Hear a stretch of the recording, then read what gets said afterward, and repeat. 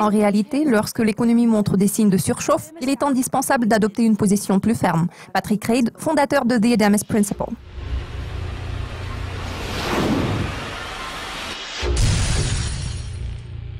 Nous avons récemment découvert tout un éventail de données néo-zélandaises. Elles ont affiché une accélération des exportations grâce à une augmentation des ventes de produits laitiers vers la Chine. Alors Patrick, vu une augmentation des exportations de produits laitiers, à la fois en termes de valeur et en termes de quantité, est-ce une bonne nouvelle pour le kiwi à court terme ?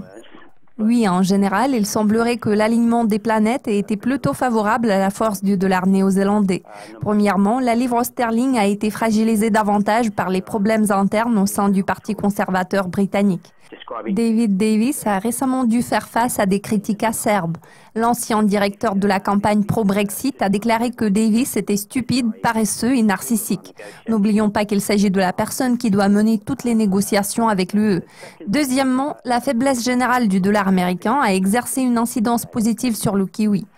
Troisièmement, nous constatons une amélioration générale du sentiment à l'égard de l'économie néo-zélandaise.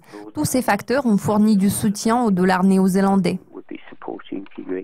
La RBNZ se montre réfractaire à l'idée de relever les taux d'intérêt car la force du kiwi se reflèterait de manière négative sur les exportations.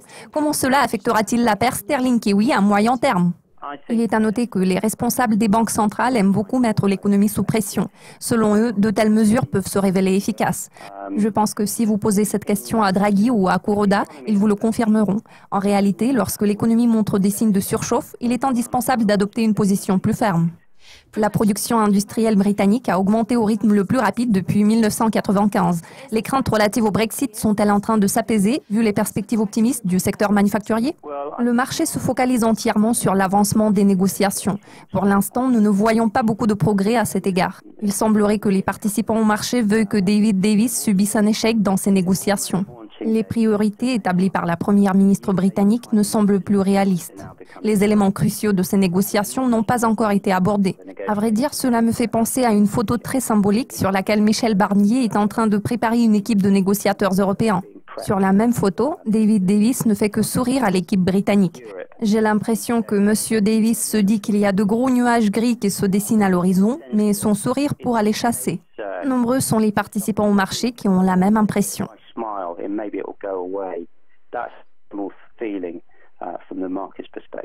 Merci de votre participation, Patrick. Restez à l'affût de nos mises à jour régulières sur Dukascopy TV pour être au courant de tout ce qui se passe dans le monde de la finance.